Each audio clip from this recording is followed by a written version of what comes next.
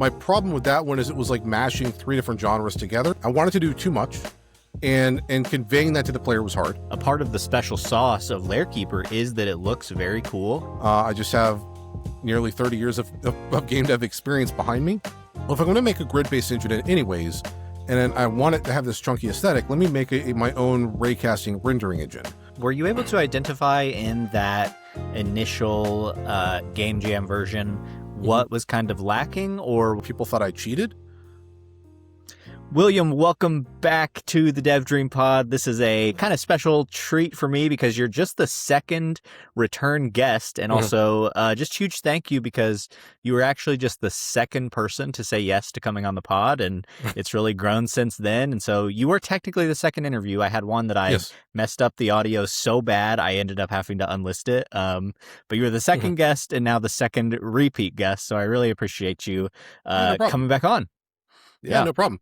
And I was actually going to ask you, like, am I like retroactively your first guest now that the first interview's gone? But yes, you can claim the title.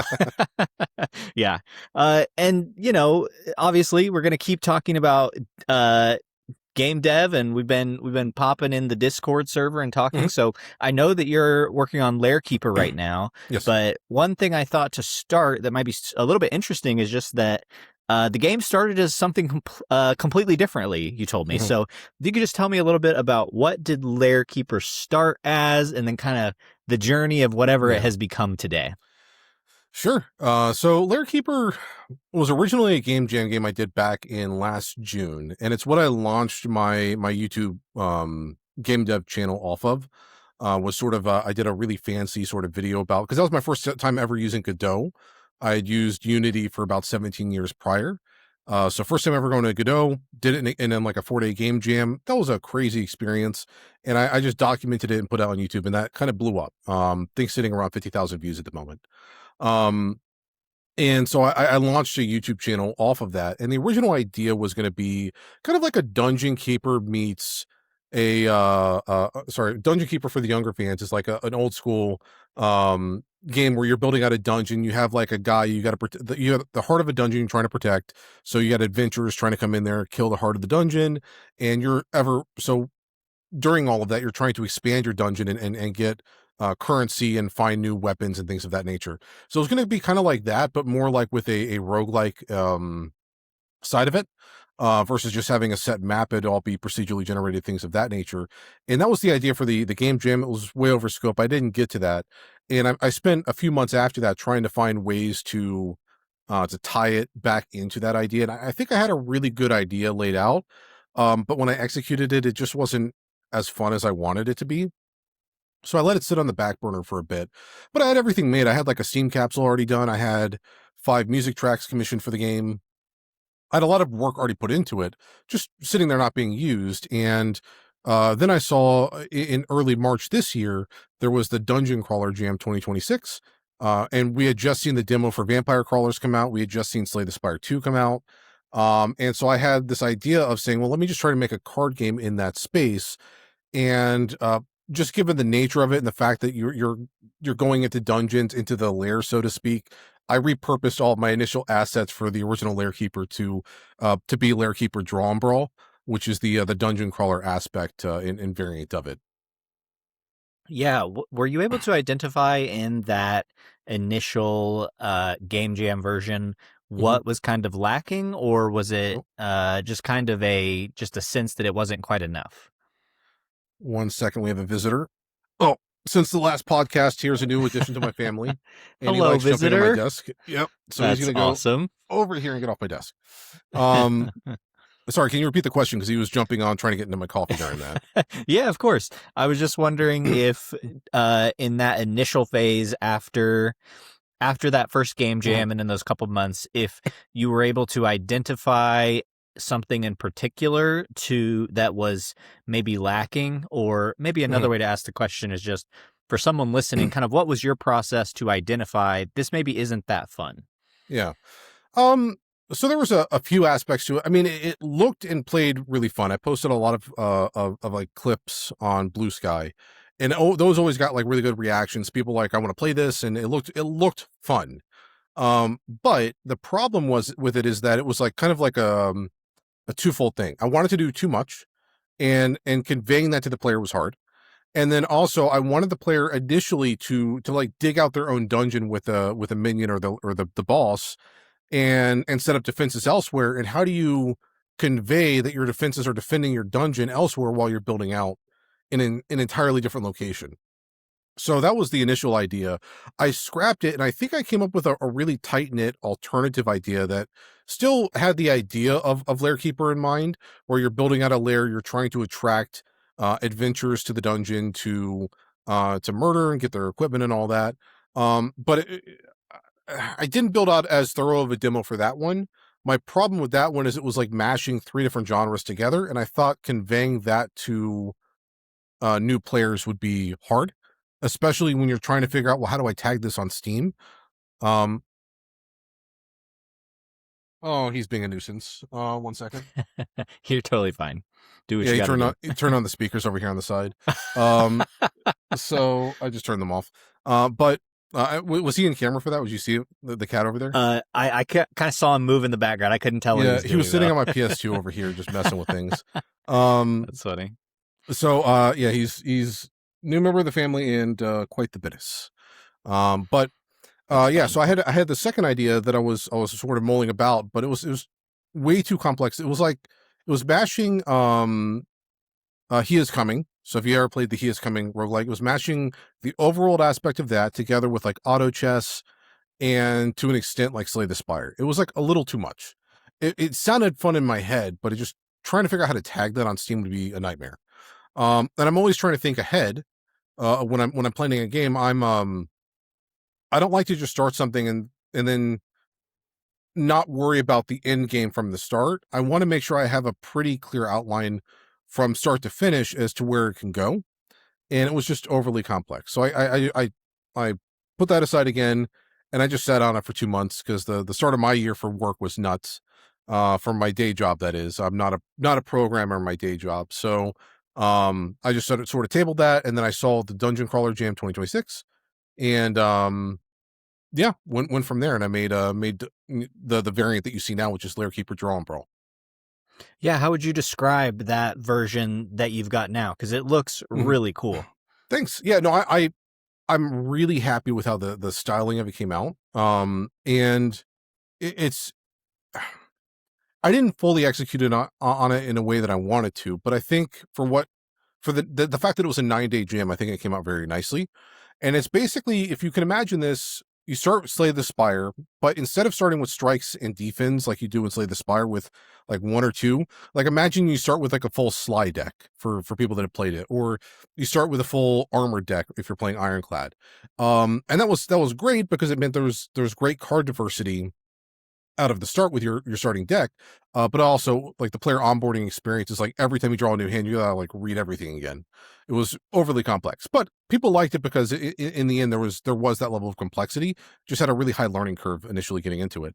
But you start out with a Slay the Spire deck like that, and you're moving around a dungeon to get to an exit, and all the while there's chests, there's hidden areas you can go to, and basically that's all I had time for. I wanted to do traps and puzzles and things like that. Didn't have time for it.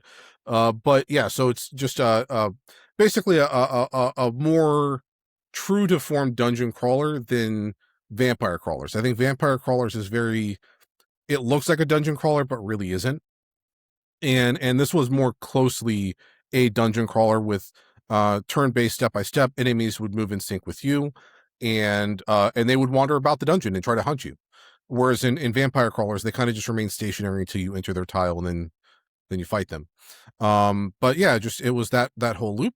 All of the combat was pretty much akin to Slay the Spire, but with the big difference being that you always have an attack and a defend. So if you can imagine in Slay the Spire, there are sometimes turns where you just need a little bit of damage to kill the enemy, and you draw all of your blocks, and you're screwed. I didn't want that. So in my game, you had a built-in attack and defend button. So you don't have an in turn button. You get one final action, and that's to attack or defend them for just a little bit of extra damage. And that I think was enough to differentiate it from Slay the Spire to be kind of its own thing. But still within the sort of the dungeon crawler format. Yeah, I'm glad you made the clarification for Mhm. vampire crawlers. I actually had the next question was, have you seen it? Was it Yeah. inspired by it? And kind of how are you going to be set apart? So that Almost that like I makes a read lot of ahead. sense, though. Yeah. Yeah, exactly. Good to prepare. Um, what would you say is the biggest design challenge you've come across in this current iteration of the game? Speaking of making a great game, if you want to level up to make your games better yourself, well, I've got a really exciting opportunity for you. Inside the Dev Dream Discord, Thornity, one of the creators of a game about feeding a black hole, which has now grossed over $800,000, is going to offer us an exclusive presentation exclusively in the Discord. Now, it's completely free to sign up, and it's completely free to get in the Discord as well. It's incredibly generous, and he's even promised that he's going to give us some exclusive thoughts that he has not shared on any of the podcast he's been on. It's going to be a great way to level up your content and hear from a very successful indie dev himself. This is scheduled for May 19th at 7 p.m. Eastern. This is a live event, so make sure you get inside the Discord and click the interested button to make sure you get notified. All of that's completely free, and you will be able to also ask him questions yourself, as the second half of this presentation is a Q&A. All right, I hope to see you there, and let's get you back to the video. The rendering engine. And so segueing into that, I guess, Yeah. the big thing I did here is I did not use the stock Godot rendering engine, but I didn't do anything that crazy extra outside of it. I wanted an authentic, like a chunky raycast Wolfenstein 3D type of feeling to the game. And try as you might, the engines nowadays are so good that getting them to feel like crap is not within their purview.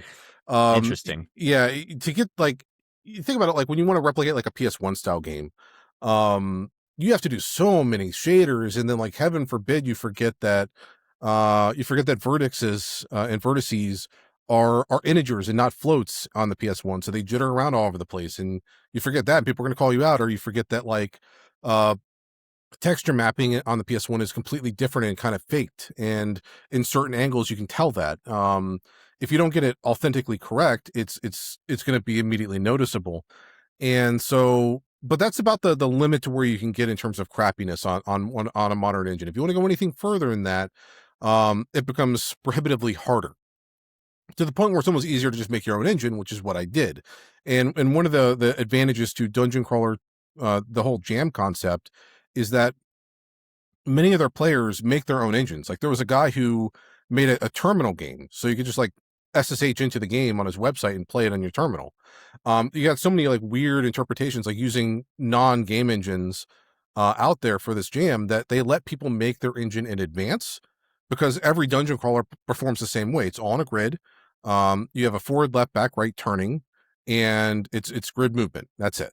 And there's usually an auto map and on-screen buttons. So because everything's always the same, and because not every engine offers that a functionality, they let people make the engine in advance.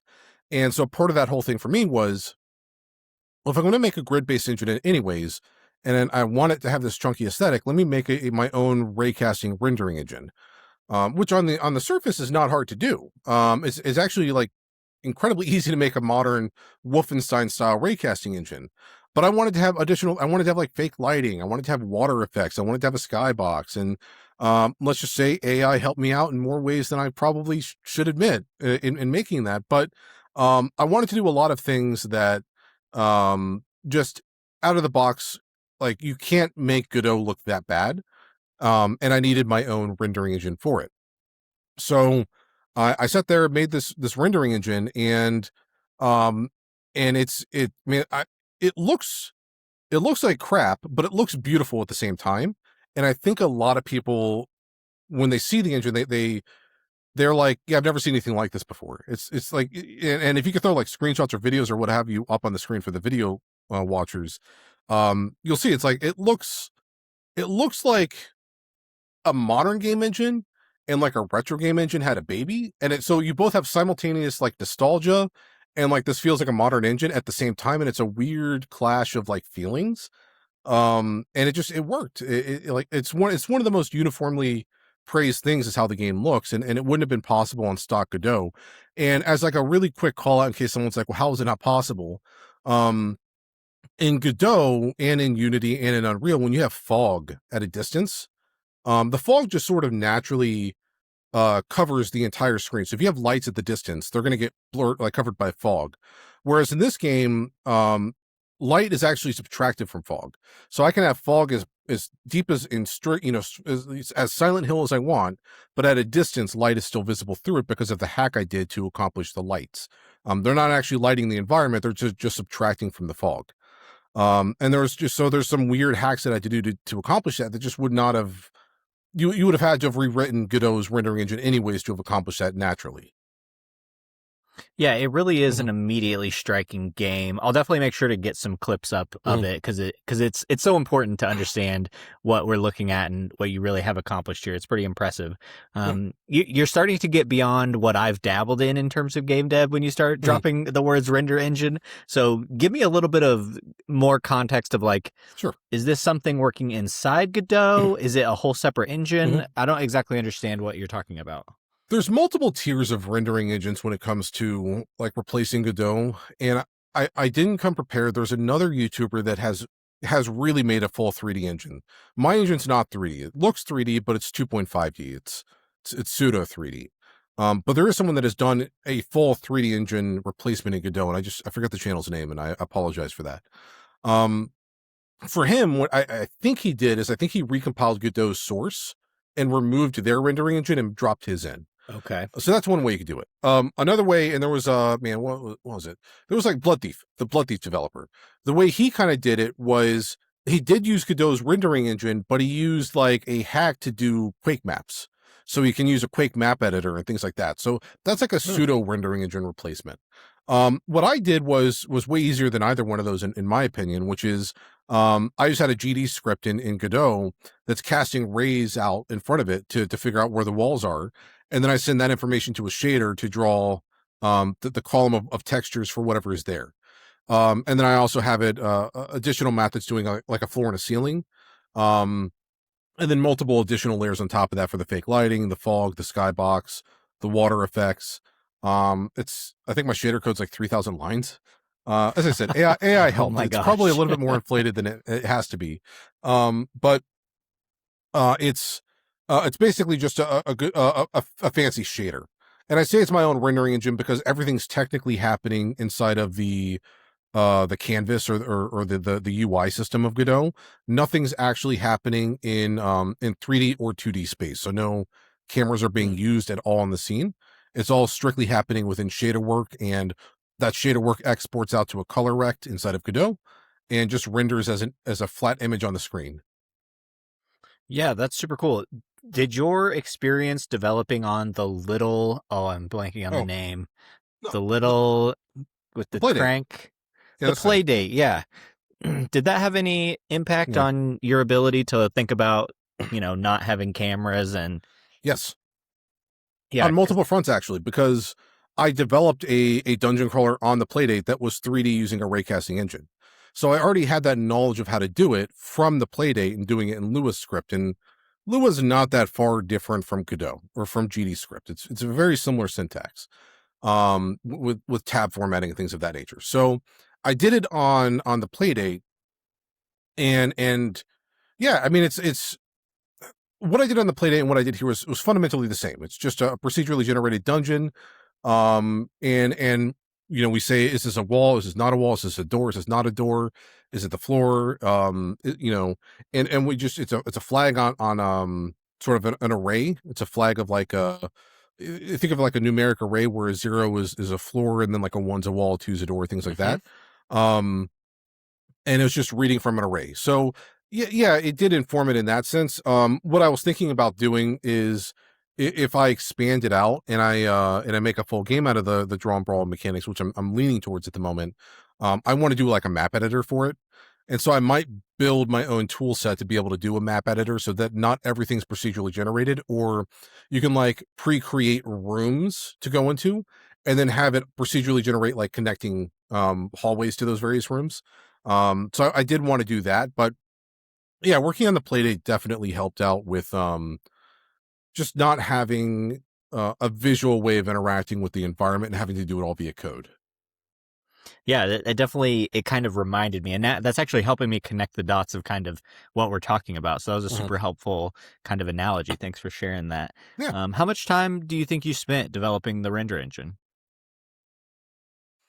I worked on it pretty much nonstop 3 weeks going into the jam, and the jam was 9 days long.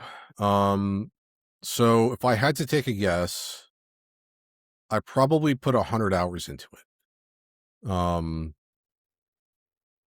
3 weeks, probably about 4 or 5 hours a day, maybe a little bit less, maybe 50, somewhere between 50 and 100 hours. I didn't quite track it, but I know that I was itching to get into the game jam. So I was like, oh, I wonder if my engine could do this. I wonder if it could do that. Like, I was getting really like petty towards the end there. And I'm like, I want to do dust particles. I want to have some sort of a particle system in this. So I went and got a particle system in there just because I had nothing else to do. So I was dabbling in it for the sake of dabbling in it. And I don't even think I Right. used all the features that it had. But yeah, probably somewhere in the ballpark of 50 to 100 hours. Yeah, are you satisfied with the result and just feel like do you feel like that time investment was worth it? Yeah, I mean, I'm going to reuse the engine. I'm going to repackage it so I can use it elsewhere because I think it's a unique engine, and it can almost become like my stamp. I think a lot of developers have a very specific way of doing their games. I think a great example of that is like Blackthorn Prod.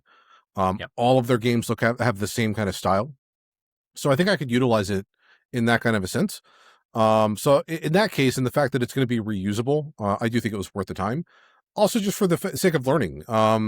I was watching your Code Monkey interview, and you were saying, he was saying that you shouldn't vibe coding is bad for the sense that you're not going to learn anything from it. So I used AI to build the rendering engine, but it was in the sense of like I don't know how to do that. I want to know how to do that. And so it was me working collaboratively with the LLM to learn how to do the work that I did there. So it wasn't just like, yeah, I'm vibe coding the whole thing. It was, I'm learning as well. And I think a lot of developers they're saying, well, geez, if I put 100 hours into something and I'm not going to make money out of it, it's a waste of time. But for me, I like learning. So that's part of the fun of game dev is constantly learning, challenging yourself, seeing if you can do something you've never done before. Of course, I'm not in game dev to make money. I'm in it for the fun of it. So I have a little bit of a different mentality than your average game dev. But for me, I think it was worth it. Yeah, absolutely. And like you said, there's a lot of ways to use LLMs that are not Mhm. vibe coding, and it can actually be used like that was kind of Code Monkey's main point too. Yeah. Like he's kind of the code tutorial guy. And he was like, I think LLMs are great. Like they can really help you learn. He was Mhm. just also saying be cautious to especially as a beginner, it can be easy to just vibe code a bunch of Yeah. different scripts, have no idea what they're doing. And so yeah, I think it's there's definitely a tool or a way to use that tool that's helpful. So Mhm. last question on the render engine. What kind of devs, or maybe who, or maybe how much experience do you need? At what point are you kind of ready to consider? Do you think that devs are ready to consider making their own render engine? I would say if you have a very specific use case, no matter your experience, consider it.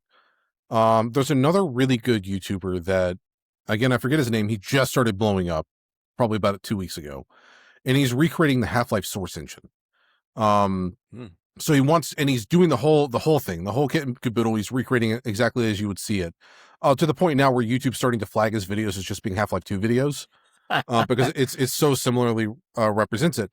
But he wanted to do that because he was working in Unity. The Unity, um, the fiasco, the thing we all know about happened, and he's like, "Well, we're working on a horror game. We don't want to use Unity. We don't think Godot is where we need it to be." So they went and made their own engine that was Half-Life and Source inspired because they wanted that specific aesthetic that you're not going to get anywhere else, and they're not licensing the source engine for anyone to use anymore. They're all using source 2. So if you want to do a commercial game, that's the only way you're going to do it. So I say no matter your skill level, it's a great thing to learn how to do, but you need to understand that you either need a reason to do it or you're in it for the skin of the game and you just want to have fun trying to figure out how to do it. Because it is going to be an endeavor. And for me, my endeavor was I couldn't do a web build, which hurt the plays of my game because no one wants to download a game if they can help it. And I couldn't do a Mac build because apparently Mac has the same limitations as the web builds for Godot. They only support 16 textures for the shaders. and I was using like 20. So the game would not render on Mac or web, and it hurt the game for that reason. I've since remedied that, but because the voting is not over with, I can't publish the new version that people can actually play on the web. So there's going to be more challenges than what you're used to when you make a rendering engine, especially if you want to be like a multi-platform, have it be a multi-platform game. And I'm having issues just from like a web and PC and Mac and Linux standpoint. Imagine if you want to go on Switch or PS5 or Xbox or whatever. um you're making it harder for yourself in building your own engine if you want to go down that route. So just understand those limitations. But I think if you have a reason to do it, or you just want to do it for fun, like no reason not to try, even if you're brand new, perhaps even if better if you're brand new, because you don't know what isn't or isn't possible, and that's going to be a great learning experience as you sort of try to figure that out for yourself. Yeah, that's a good word. I appreciate you sharing that. Mhm. Have you decided what you want Lair Keeper to be, or are you just gonna kind of be done with it after the jam? Are you considering Mhm. continuing work on it? What are you thinking? So I have a plan laid out for how I want to develop it. Don't want to share that plan yet because I don't want people Sure. copying it. Because I think it's like a legitimately a really good idea for the game. That said, I'm working on a new jam right now, and this game's getting a lot of attention in the sense that people are like, we want to play this because we think we'll get addicted to it. And that's got me thinking of maybe I work on this first because this will be less of an effort to put out a full game, and then I go back to Draw and Brawl. But yeah, no, I do have a full sort of plan of how I want to build the game out. It'll be a little bit deviated from the dungeon crawler aspect. I'm thinking about having it be like an automated approach where like you enter a room, you do whatever is in that room, and then you see like a path left or right. Which way do you want to go? Click left or right, and then your character auto moves into those locations. I am considering that because one of the biggest issues I had with the game was that, especially in like the sewer level and the hedge maze, people would walk all over the place before they found the exit, and they would just not like it. So I want to streamline that aspect, but every other thing I have in mind, I don't want to share just yet because I may not do it, or it may be like a really good idea and I don't want people to copy it just yet. So, yeah, keep it in a little close to myself at the moment. Yeah, we'll circle back to that other game you're working Mhm. on. This is an interesting kind of concept or thought in the game dev community of not wanting to share. And you actually shared a really interesting article with me. Obviously, you've set me up for the alley oop, but you shared an article that was kind of referencing an interview with Lucas Pope, who is Mhm. the creator of Papers, Please, and he was kind of saying the same sentiment of not feeling afraid to share his ideas in particular because he was afraid that either AI would kind of slurp up his ideas or even other creators. Mhm. Um, yeah, it just sounds like that's resonating with you. Do you think this is maybe a sentiment that is growing? To an extent, um, it's a tough thing to go into and lean into because Lucas Pope does not have the issues that your average indie developer is going to have. He's got other issues. He's a big name. He's put out two really big games. A third, if you played the Playdate, his Playdate game's fantastic. And if he releases a game or talks about a game, people are going to try and copy it. Just for the sake of like he's working on it, it's got to be a good idea. Yeah. Similar aspect, and I actually like how this developer's handling it. I forget his name, but the guy that made Stardew Valley, he's working on a really weird game right now, about like a haunted chocolate factory or something like that. It's bizarre. Um, and it's so bizarre that I think AI will have nothing, like have no idea how to manage it. So that's like a completely different approach. It's just doing something so weird that AI would just fall flat trying to replicate it. But yeah, Lucas Pope, like if he talks about a game, people are going to copy it immediately. But he's also a name big enough that he could just shadow drop his next release and it will probably blow up still and do very fine for him. So he doesn't need to talk about it. But most developers, most indie guys that may only have a following of a couple dozen or less people, they need to talk about their game early. They need to build the wish lists. They need to have YouTubers talking about it. They need to be posting on Reddit and Blue Sky and Twitter and Discord and all this other stuff. So there's a fine line that you gotta cross there where I think if you've got a truly good idea, you need to show enough to get people excited for it, but not necessarily the whole kit and caboodle. Mm. Because then AI is just going to go and steal it. And I think the real concern is not necessarily AI stealing it, because we all know that it's not going to be a better product than what a handcrafted game is going to be. But let's say he announces he's doing a new game, and then some AI guy comes over and recreates it in a month or two, gets buzzed because he managed to do it, and then puts out a Steam game that's, crap, but he beat him to the punch. Well, now people are thinking, well, I've already played Lucas's game. Yeah, it wasn't as good as his game, but I've already seen sort of what that's going to play like, and it's not my vibe. And the AI is not going to do as good of a job. It's not going to play as well. It's not going to be as tightly tuned. It's going to probably look way more jank, especially if they used AI art all over the place. It's kind of becoming the whole like Unity asset store flipping thing from like 10 years ago that everyone was concerned about. But AI can actually just make what they need now, even if it's terrible. So it's a really tightrope that we've got, that we normal developers have to walk, unfortunately. But I think that there is some truth there. I think if you've got an actually really good idea or a good twist to an idea, you probably should not be announcing it, because AI is scraping Blue Sky, Twitter, Reddit, and all that to find these ideas for the people that are trying to do this and make a quick buck. It's gonna get seen if you put it out there in any capacity. So it's better to just reveal just enough of what you need to convey the initial idea, but not the whole thing. I would recommend everyone go and read that article, though. It is enlightening to an extent, but it's Lucas has a completely different issue than we have at the moment in general. So Yep. Yeah, it's also even there's a good article on it, which I'll try to remember to drop in the description, and then there's also even a full interview. I listened to some of it. The podcast is Rami and I'm blanking on the name. Rami and someone are still here, but with Lucas Pope. So if you searched Rami Lucas Pope, you'd probably find it. Yeah, have you thought about with Lair Keeper, if you'll hit a moment, like let's say you do decide to go commercial, will you hit a moment where you kind of open the floodgates? Like, are you gonna, have you thought about that to share it? When that would be? probably on the reveal trailer or the release trailer. That's probably what I would put. I think even if you're like, yeah, the game's coming out in a month, here's like the pre-release trailer of the game. A month is enough time for a concept to be copied if it's not super complex. And even if it is, like, AI could probably just slurp it up and quickly put out a really crappy remake of it. I think the twist I've got in mind for Lair Keeper is good enough to the point where I can still demo everything else. People are going to be expecting a dungeon crawler-esque card game. But the twist that I've got sort of in mind, it's going to amplify that, but not necessarily make or break it. It's just going to be an extra thing, so that if someone were to copy my existing game that I'm kind of outlining now, their game would fundamentally still feel different than what my output's going to be, if that makes sense. It's not the whole thing. I'm not trying to market it around this. It's just going to be like an extra little, like if you can imagine, a platformer without juice versus a platformer with juice, that kind of a comparison.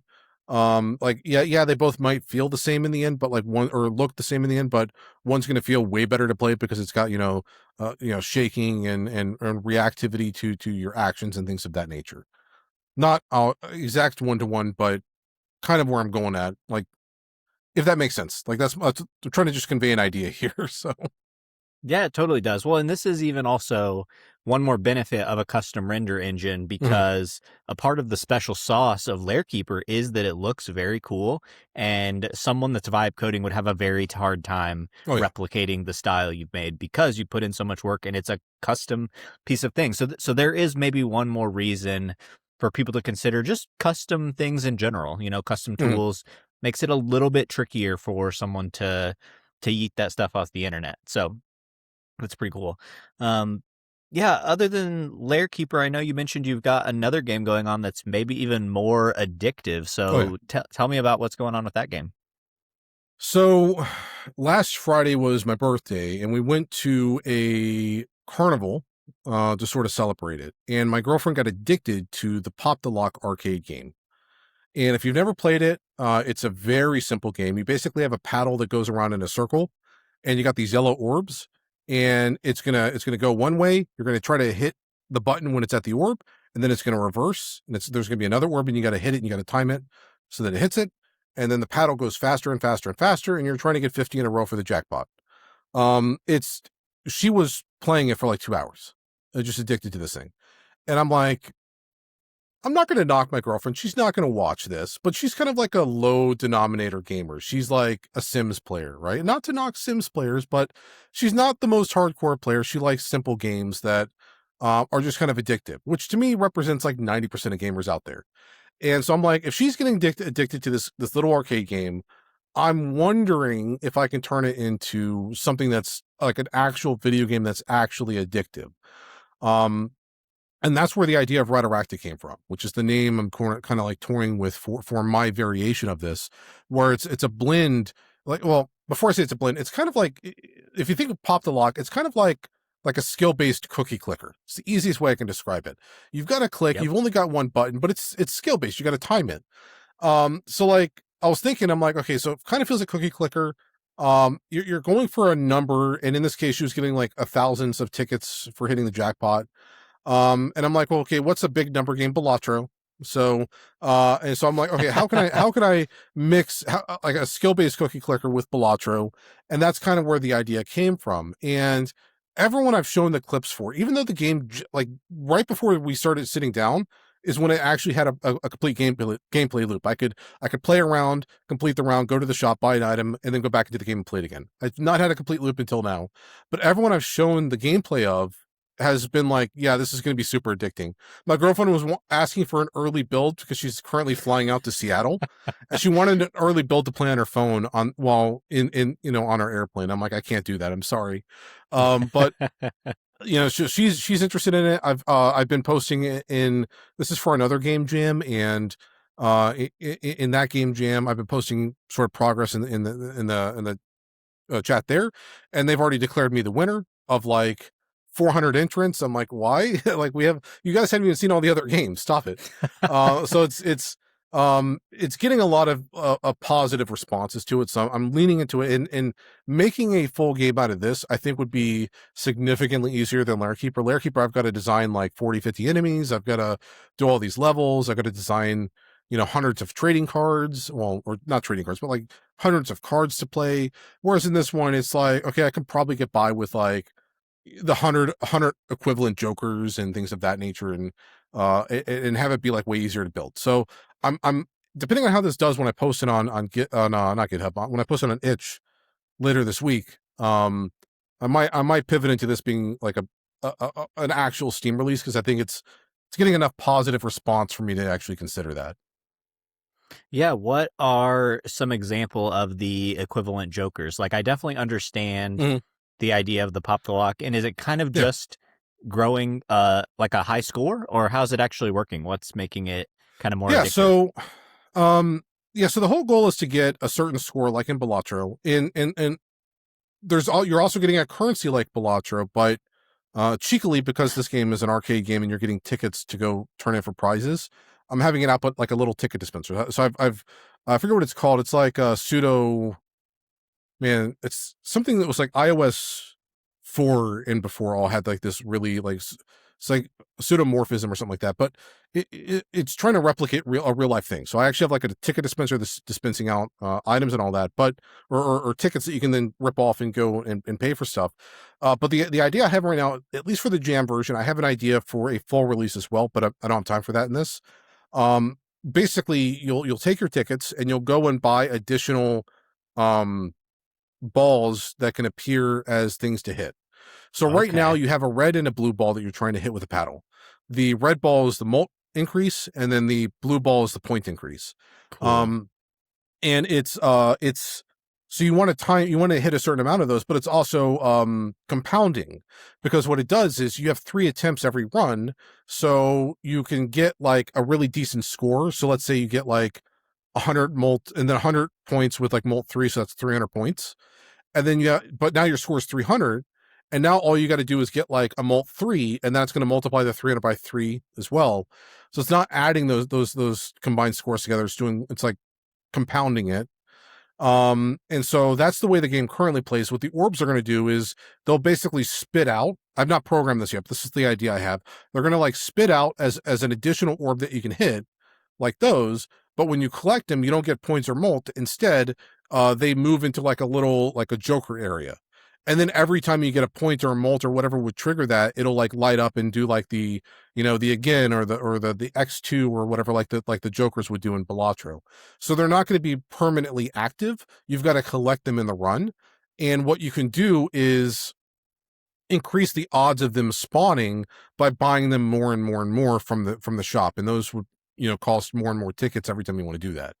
So that's the current idea. And then I've got a way I'm going to expand that in like a full release, where I want to see things like maybe make orbs that can go back and forth or orbit the thing and be harder to hit and things like that. But for the scope of the jam, I'm trying to keep it low. I also found out from doing Lair Keeper, people thought I cheated.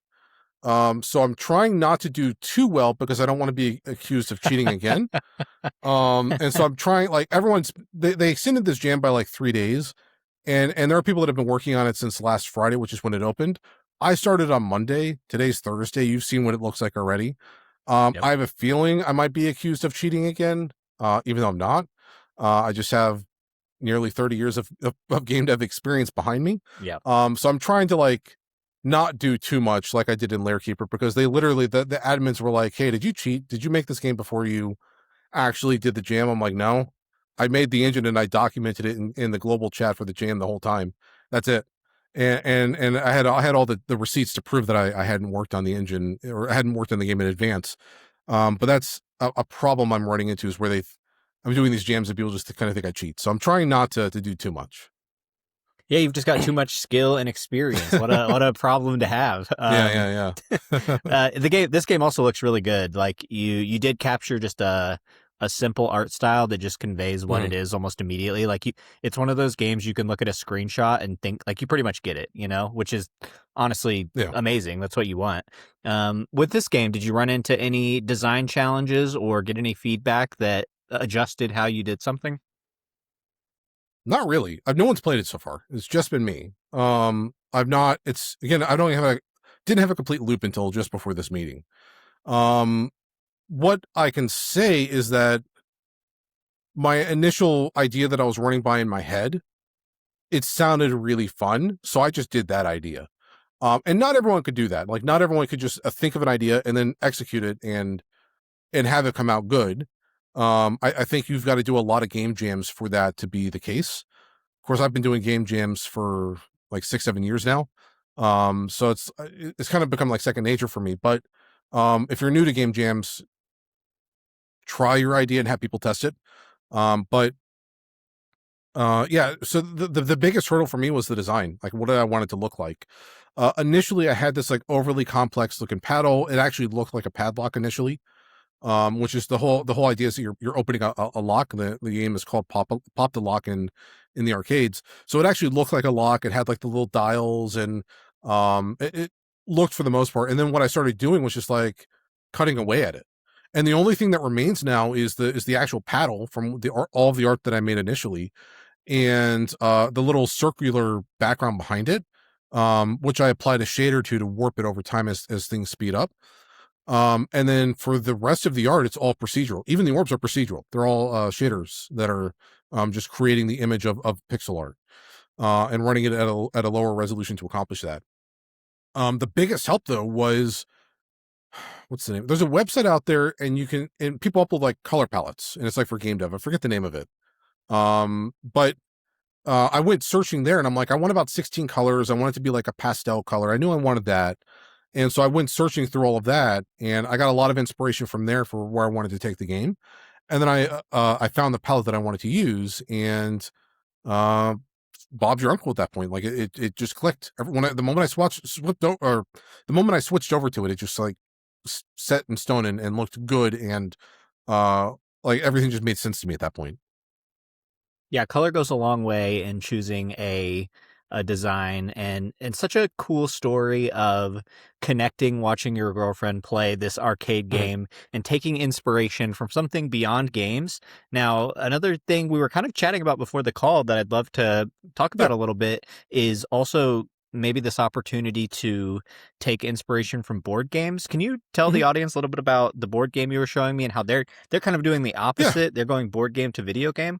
Yeah. So to act as a little bit of an advertisement for my channel, the last video I did back in December was my most ambitious, and like nobody watched it. I think it was too out there of an idea.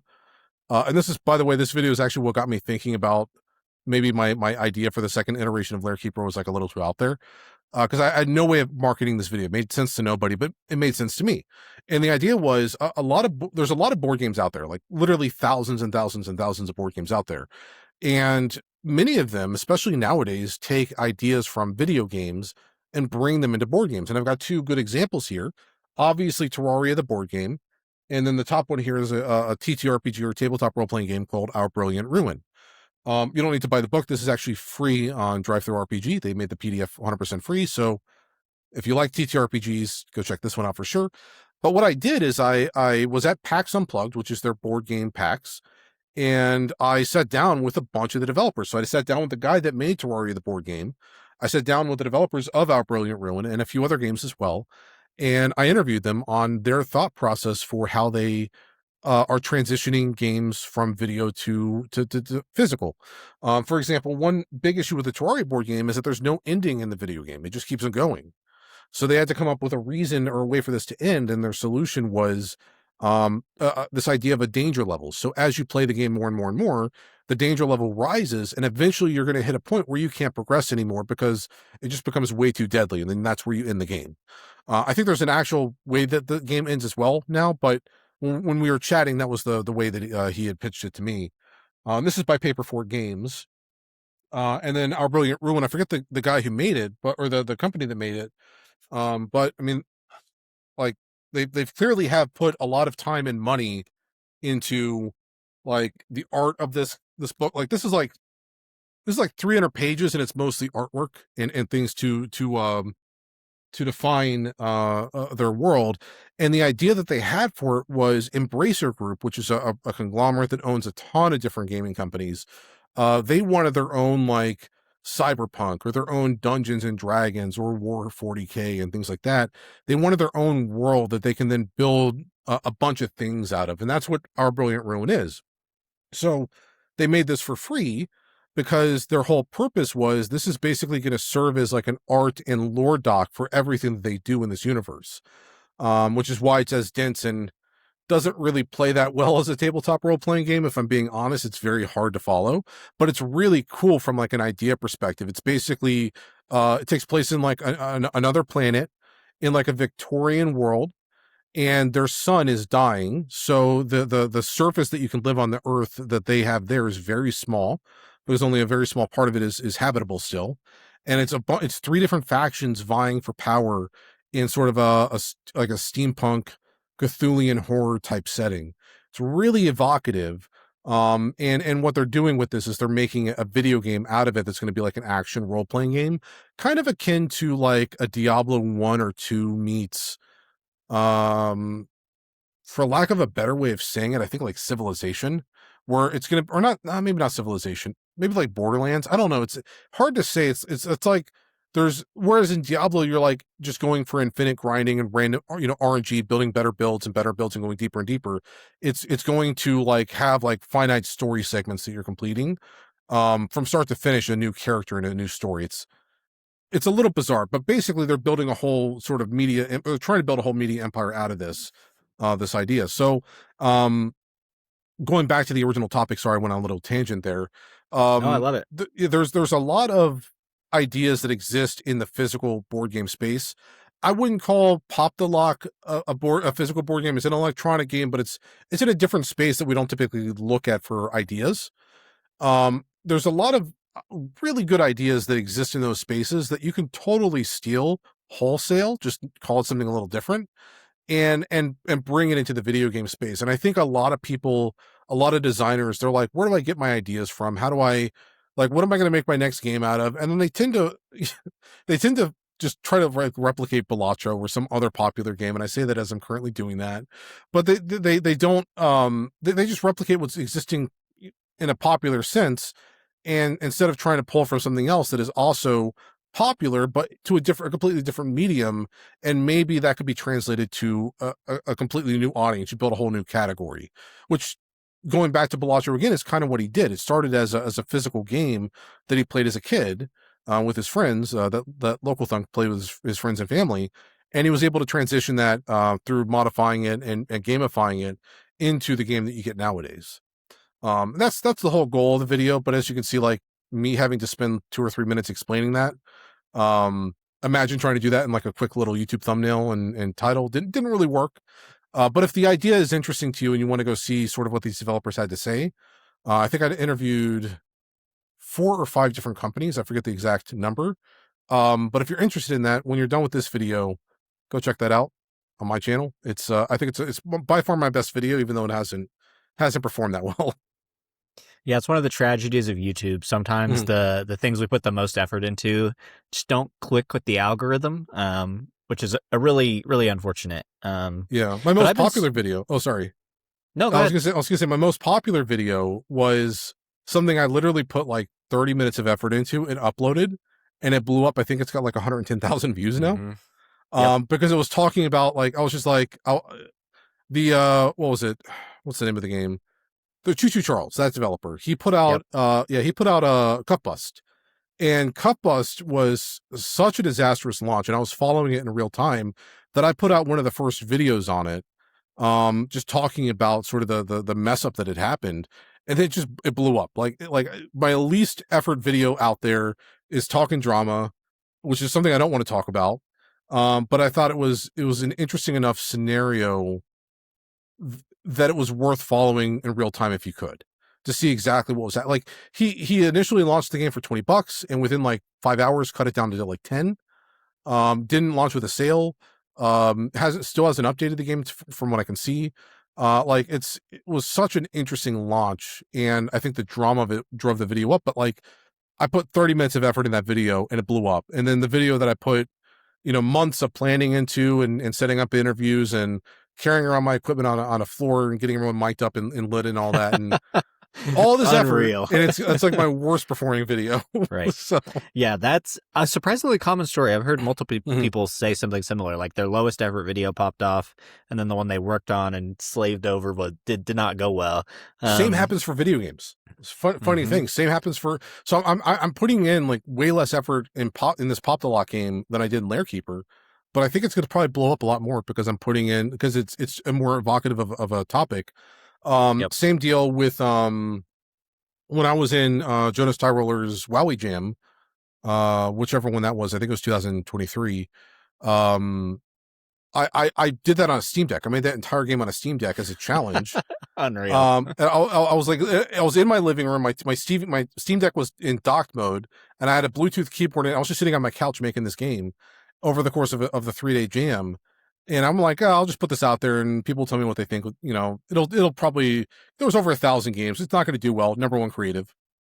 So like, it was his number 1 creative in that jam, and like, I put almost no effort into it. And it's just like the same deal happens in game development. And I think when that happens, my honest thought is like, usually it's such an out there idea that you never even hype yourself up to thinking that it's going to do well, that when it does well, that it's like, well, damn, so maybe I should lean in on this some more. Yep. So yeah, I think there's a common thread there between YouTube and game dev, and especially YouTube, which I've obviously been trying to go pretty hard into and learn about. But the idea that you present is so important. Like, even on the podcast, I take an hour conversation and I could just say, Studio Kunic and put your face, but nobody would watch that. And so I have to kind of try to pick the most interesting thing we talk about, come up with a title that says something, maybe do a little intro. And so like, I think game dev has that similar thing of like, the idea does carry a lot of weight.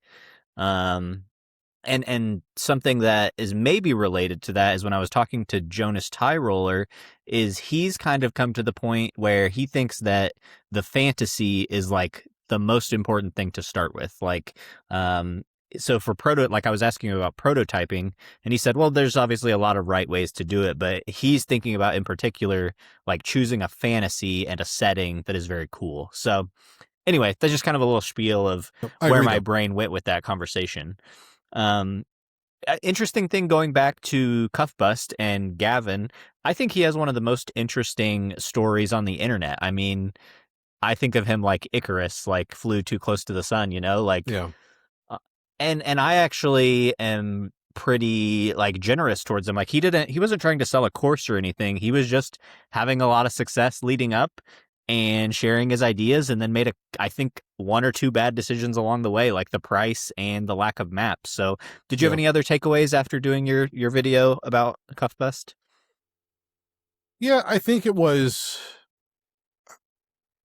I think he wants out of game dev. And I think he had an unfinished product that was good enough, that he thought was good enough, and he just put it out. And I think the evidence behind that is that he's not said anything since. His last Mm. post is basically apologizing for launching at $20 and now it's $10. He's not said anything beyond that. He's not done any kind of a post-mortem, which if I put out a game that had a lot of sales and then had immediately an overwhelmingly negative review on Steam within like hours of it launching, um, I would probably do my own post-mortem. Like what went wrong with the game and that I thought was going to do really well, and what lessons going to take away? Because I think that's a way to potentially save face, but in addition to that, it's a way to self-reflect in a meaningful way. And I think that if he was still wanting to do game development, he'd be doing some level of public self-reflecting in this. I think he's done. I think he had a lot of success with Choo Choo Charles. Didn't expect that. I think he probably made more than enough to retire off of because of Choo Choo Charles. It's sitting at, what is that, like almost like 90,000 Steam reviews, which translates to somewhere in the ballpark of like a couple million sales, most likely. So he's probably, and that was all him. So he used like assets and all that. So he didn't have to hire artists for that. Um, so he probably made enough to retire, and I think he's just done. I think, he was working on Cup Bus, and the announcement that happened at, what was it? The Summer Game It was Awards, I think. one of the that sounds right. It was a big Yeah. show. It was a big Yeah, deal when it I think it was happened. 2024 Summer Game Awards is when it got announced, That and you had sounds like right. like Ludwig and Moist Critical and a bunch of streamers saying, "Yeah, we'll play the crap out of this on stream." And I think when that happened, he kind of felt like he was locked in. Hmm. Um, and so I think he's just been burned out. He might come back in a few years and just try to come out with a new game without even announcing it. I don't know. But my general thought is I think he's done, Yeah. which is sad. Yeah, I think he's got a yeah. lot of good ideas. But Yep. yeah, Yeah, I hope he returns, and I think to have so much public scrutiny, I wouldn't be surprised if he did come back if it was a shadow drop, or if he even yeah. did what I think Danny Dev's doing, and just making an alter ego. So maybe he'll just do Switch that his as name into the well. reverse. Well, I forget what his YouTube name Uh-huh. is, but like just reverse the characters in it. Yeah, it's like Venadav or something, Yeah, yeah. Venadad. But yeah, I emailed Gavin's email that's on his YouTube and said, "Hey, if you want to do a post-mortem, come on the pod." So just put that in the universe, maybe Yeah, yeah. someday.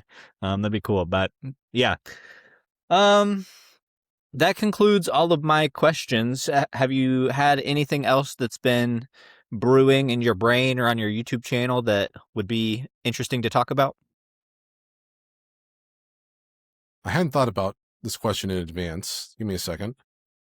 And you're fine if not. I'm really putting you on the Yeah, spot, so yeah, I'll yeah. fill some air here for a minute, while you think, and I'll plug the Dev Dream Discord where we've been hanging out.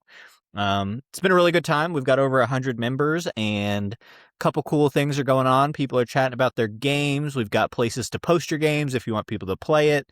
You can get marketing feedback. We're going to do actually something really cool is that Thornady is going to do like a webinar masterclass kind of thing exclusive to the Discord, totally free. So it's a cool spot. And you've been hanging out. I know you Mhm. posted Lair Keeper in there and have been giving people good feedback on their game. So Yeah. that's been a good time for me. I've I should enjoyed that a post my lot. current game. I like the Yeah. feedback that came in from when I posted Lair Keeper. But thinking about my channel, I'm probably going to do a postmortem for both Lair Keeper and in my current game, Redirecta. I'm probably going to do a postmortem for both of those. Probably Redirecta first because that's going to be simpler to do. But just sort of an overview as to how I came about those processes. I'm going to try a new editing style. I've got sort of brewing that I think is going to be fun. I'm not going to just be like a talking head because I think I'm very boring as a talking head. Apologies to everyone that's made it this far in the podcast, by the way. You don't applaud. I'm boring. So I think I'm No, going to you're try to. not. You're very Oh, interesting. thanks. But I think I'm going to try to salvage or come up with like an idea that's genuinely what's the word to say? It's going to bring people in and want them to watch, kind of like how Cold Bullet does it. But where Cold Bullet is just like hyper jumping from point to point to point, mine is going to be more focused on like the actual process of what, you know, my thought process instead of the actual coding aspect, which is kind of where he leans in. That's probably the best way I can describe what I'm going to try to do. But I'm definitely going to be doing a postmortem for both these games. I definitely want to get back into making videos. I kind of did my last video in I don't want to call it a panic, but like I'm like, I need to reevaluate kind of what I wanted to do with this channel, because the videos that I was really excited to make for the channel did not do well. And of course, the one I was most excited for didn't do well. But the ones that I put in like the least effort in have done the best, by far. And so I kind of want to reevaluate what the channel is going forward, but at the same time, I also want to do game development. So, yeah, there are videos that I'm planning to make, but right now my priority is probably game development and video second.